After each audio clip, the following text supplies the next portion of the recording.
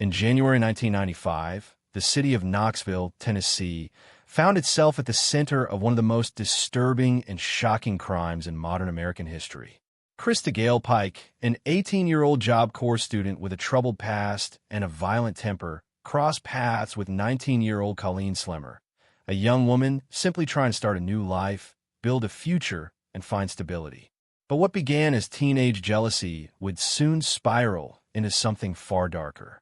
On the night of January 12th, Pike lured Colleen to a secluded, wooded area on the University of Tennessee's agricultural campus. Colleen thought they were going there to work things out. She had no idea it would be the last walk she would ever take. What happened next horrified investigators, stunned the public, and left a permanent scar on everyone who learned the details. Colleen was beaten, slashed, tortured, and humiliated for nearly 30 minutes before her life was brutally taken. The violence was so extreme, so senseless, that officers on the scene struggled to comprehend how an 18-year-old girl could be capable of such cruelty. And perhaps the darkest part, Christa Pike kept a piece of Colleen's skull as a trophy. Within days, Pike was arrested, charged, and eventually became the youngest woman sentenced to death in the United States in the modern era. Her behavior behind bars, her lack of remorse, and her escalating violence would only reinforce the question that haunted Tennessee for decades. Was this a moment of teenage madness or the makings of a cold-blooded killer? For nearly 30 years, Pike remained on death row, isolated, unpredictable, and at the center of national debates about trauma, mental illness, and capital punishment. Now, with her execution scheduled and the countdown underway, the world is once again asking, who is Christa Pike? Why did she kill? And what will her final moments reveal? To understand how a jealous feud became one of the most brutal murders in Tennessee history, and how a young woman ended up facing the death chamber, we have to go back to the beginning. But first, hit subscribe and ring the notification bell, because this is not just a crime. This is a case that forces us to confront the darkest corners of the human mind. Long before the murder that would shock Tennessee, long before headlines labeled her the youngest woman on death row, Christa Pike was just a little girl growing up in a world where safety, stability, and love were luxuries she rarely knew. Born on March 10th, 1976, her earliest years were marked by chaos.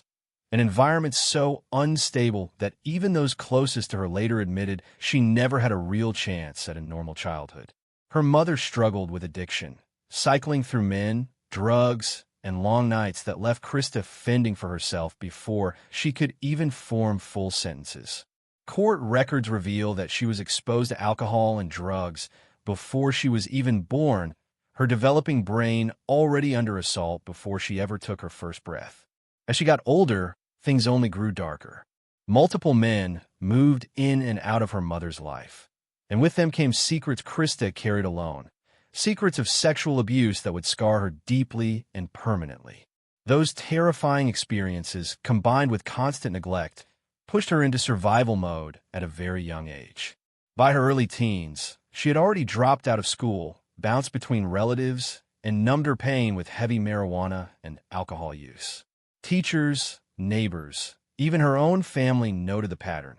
Christa was angry, unpredictable, and emotionally fractured, drifting further from the structure she desperately needed. Psychological evaluations later revealed what those early years had done to her. Experts testified that she suffered from brain damage, severe trauma, bipolar tendencies, and post-traumatic stress disorder, conditions often rooted in childhood abuse and prenatal exposure to substances. But with no real support network, no access to consistent mental health care, and no stable adult guidance, Christa's emotional development stalled, leaving her vulnerable, impulsive, and deeply insecure. By 18, she was searching for any place that felt like a fresh start. That search brought her to the Knoxville Job Corps program, a place meant to provide opportunity, structure, and job training for struggling youth. But for Christa, it became something else entirely. It was there she met 17-year-old Tatterall Shipp, the boyfriend who would become the center of her world, and, tragically, the catalyst for everything that would follow. Experts would later testify that Christa Pike's childhood left her psychologically damaged in ways most people could hardly imagine. But even with all the trauma, all the instability, and all the suffering she endured, none of those factors could excuse what happened next. Before her name became forever linked to one of the most tragic crimes in Tennessee history, Colleen Slemmer was simply a young woman with dreams, a bright smile, and a life she was just beginning to build. Born on September 30th, 1975, Colleen grew up in Florida, surrounded by family and friends who consistently described her as cheerful, friendly, and full of determination. She was the kind of person who lit up a room, not because she was loud or demanding attention, but because she had a naturally warm presence, a kindness that made people comfortable around her.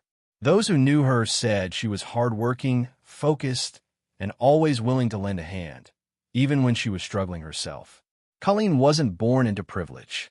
Life wasn't always easy, but she carried herself with hope and optimism, believing she could build something better for her future. That hope is what led her to join the Knoxville Job Corps, a program designed to give young adults the tools, training, and discipline to build careers and achieve independence. She left her home in Florida not out of rebellion, but out of ambition. She wanted to help support her family, build financial stability, and carve out a path she could be proud of.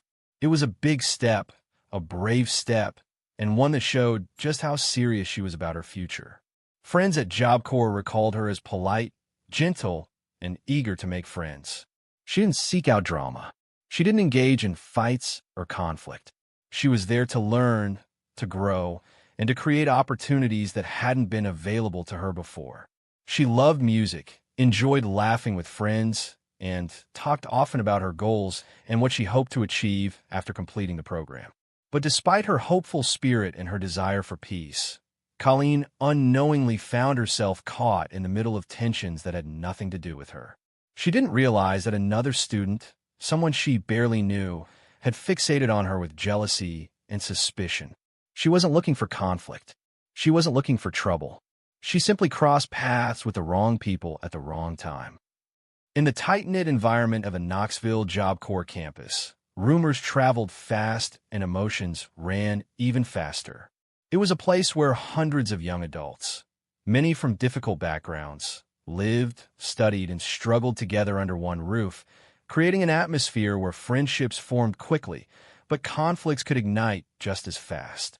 In the weeks leading up to January 1995, that's exactly what happened between Christa Pike and Colleen Slemmer. Although Colleen had no interest in Tatterall's ship and never made any attempt to pursue him, Christa convinced herself that Colleen was trying to steal her boyfriend, an accusation rooted more in insecurity and paranoia than reality. Witnesses later testified that Christa had become increasingly possessive, volatile, and obsessed with the idea that Colleen was somehow a threat. Students recalled overhearing heated verbal arguments, sharp exchanges in hallways, and whispers of jealousy that seemed to grow louder with each passing day. What began as a misunderstanding slowly transformed into a one-sided feud fueled by jealousy, immaturity, and Christa's deep psychological instability. On January 11th, 1995, Colleen, tired of the tension and desperate to clear the air, approached Christa and attempted to talk, hoping for understanding and peace. But instead of accepting the chance to move forward, Christa rejected the gesture completely, dismissing Colleen and letting the hostility continue to fester. To others, it appeared like normal teenage conflict, something that would eventually burn out. But to Christa, who was unraveling emotionally and mentally, it became an obsession. The next day, January 12th, Christa approached Colleen with what seemed like a sudden change of heart. She told her they should talk privately to settle things. For Colleen, who genuinely wanted the fighting to stop, it likely sounded like an overdue opportunity to resolve the tension once and for all. But what Colleen didn't know was that the decision to go with Christa that day would seal her fate. Because this wasn't an offer of reconciliation, and it wasn't an attempt to make peace. It was part of a carefully planned setup, one that would lure Colleen away from the safety of campus, away from witnesses, and into the isolated woods where Christa Pike's dark intentions were waiting. Pike, her boyfriend Tatterall Shipp, and their friend Shadala Peterson convinced 19-year-old Colleen Slemmer to walk with them off campus, claiming they just wanted to talk privately and finally end all the tension between them. Believing it would be a chance to clear the air, Slemmer agreed. The four walked nearly a mile to a secluded, wooded construction area behind the University of Tennessee's agricultural campus, a place investigators later noted was chosen deliberately because it was dark, isolated, and shielded by abandoned buildings. All details drawn from court records, state evidence, witness statements, and autopsy findings, presented without graphic language. Once deep inside the woods, the tone shifted. The confrontation became threatening. According to testimony, the assault was not impulsive. It unfolded over 30 to 45 minutes as Slemmer repeatedly pleaded to go home. Witnesses later testified that Colleen begged, cried, and tried to reason with Pike. Pike taunted her, hitting her, and accusing her of trying to take Shipp. Shipp participated, encouraging the violence. Peterson stood by, too frightened to intervene. Court files confirm that Pike eventually used a small knife to carve a pentagram into Slemmer's chest, an act investigators later connected not to real satanic practice, but to Pike's obsession with dark symbolism she and Shipp were dabbling in at Job Corps. When Slemmer fell to the ground, injured and exhausted, Pike delivered the final, fatal blow by smashing a piece of asphalt onto her skull. The state of Tennessee later described this as the moment the assault ended. In one of the most disturbing details from the official record, Pike kept a fragment of Slemmer's skull and later showed it to peers back at the dorm, bragging about what she had done. In the quiet darkness of that wooded lot, what began as a petty jealousy dispute spiraled into a prolonged and methodical assault that horrified even veteran investigators. A calculated act of cruelty where each step, each taunt, and each decision pushed the night deeper into ritualistic and senseless brutality, ultimately ending with the shocking and deliberate taking of a young life whose only mistake was trusting the wrong people. In the early hours of January 13th, 1995, a groundskeeper walking through the agricultural campus noticed something unusual near a pile of debris. As he approached, he saw what he believed was a body and immediately called police. Officers from Knoxville Police Department and the Tennessee Bureau of Investigation responded and quickly secured the scene. The brutality of the injuries made it clear from the beginning that this was not an accident. It was a homicide that required immediate, intense scrutiny. While investigators examined the crime scene, an unexpected stream of information began pouring in from the Job Corps campus. Multiple students independently reported the same disturbing story. Christa Pike had been bragging about killing Colleen Slemmer. Several witnesses claimed she described the attack in detail, even smiling as she recounted what happened. This sudden flood of testimony shifted the investigation sharply, from an unknown suspect to a rapidly narrowing focus. Detectives arrived at Job Corps within hours. When they questioned Pike, they noticed blood on her clothing. The pivotal moment came when investigators searched her jacket and discovered something shocking: the fragment of Colleen Slemmer's skull, which Pike had kept as a trophy. This physical evidence, combined with Pike's own statements, formed a nearly airtight case. Shipp and Peterson were also questioned, and within 36 hours, all three individuals involved in the attack were formally arrested. Investigators later said the case unfolded faster than almost any homicide they had worked. Not because it was simple, but because the suspects openly exposed their own involvement through boasting, inconsistencies, and physical evidence left behind.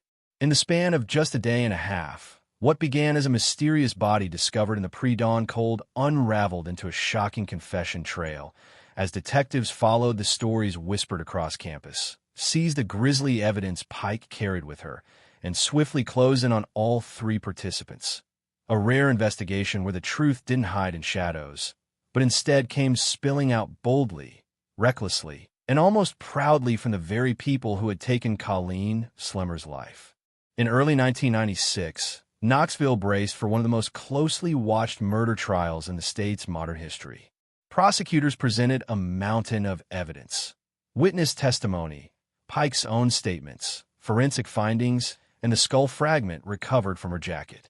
The jury listened as the state laid out a narrative of calculated cruelty, not a crime of passion, but a crime shaped by jealousy, ego, and a disturbing fascination with dark symbolism. Defense attorneys attempted to shift the focus toward Pike's traumatic childhood, arguing she suffered from brain damage, severe mental illness, and a lifetime of abuse.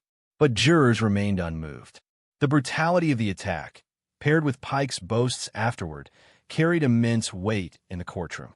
On March 22, 1996, after deliberating on the evidence and testimony, the jury returned its decision. Christa Pike was found guilty of first-degree murder and conspiracy to commit murder. The courtroom stayed silent as the verdict was read, but the gravity of the moment rippled through the public, law enforcement, and the victim's family. Just 8 days later, on March 30, 1996, Pike received the harshest punishment allowed under Tennessee law, death by electrocution, later converted to lethal injection. She was only 20 years old at the time. Her co-defendants faced different fates. Tatterall Shipp, who was 17 at the time of the murder, was sentenced to life in prison, with the possibility of parole far in the future. Shadala Peterson, who cooperated with police and provided key testimony, received probation as part of a plea deal.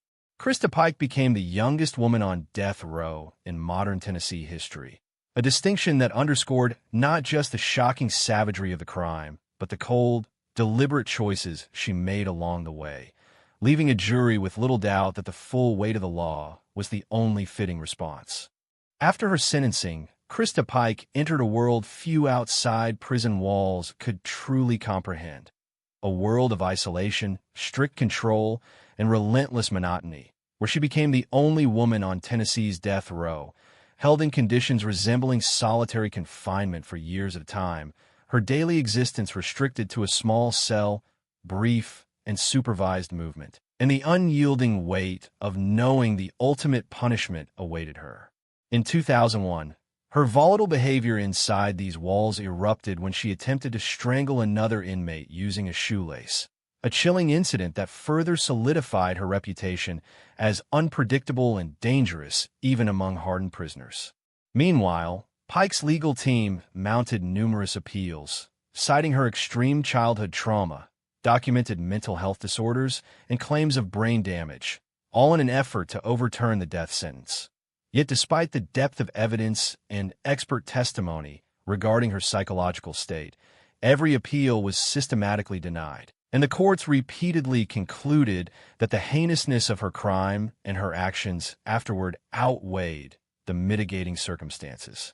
For decades, Pike remained a study in isolation and unresolved questions, a young woman who had lived a life marked by abuse and neglect, yet whose choices had led her to the most permanent and irrevocable form of punishment, with each day on death row underscoring the unrelenting consequences of the violence she had inflicted.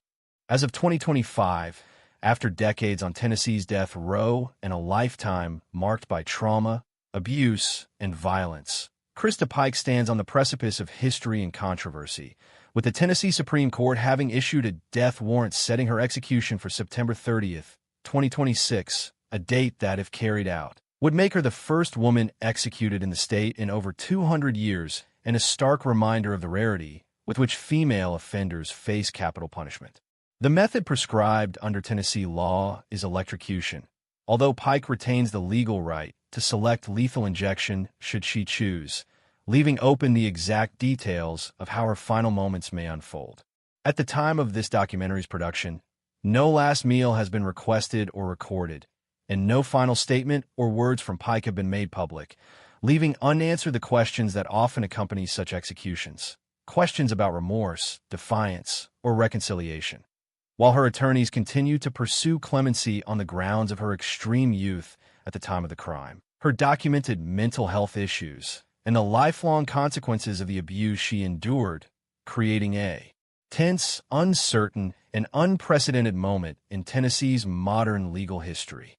After nearly 3 decades, the story of Christa Pike stands as one of the most haunting and disturbing crimes in Tennessee's history, a case that forces us to confront the darkest corners of human behavior, while grappling with questions about justice, accountability, and the capacity for rehabilitation.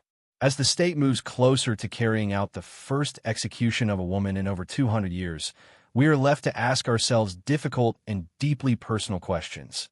Do you believe the death penalty applied in this case represents true justice for Colleen Slemmer and her grieving family?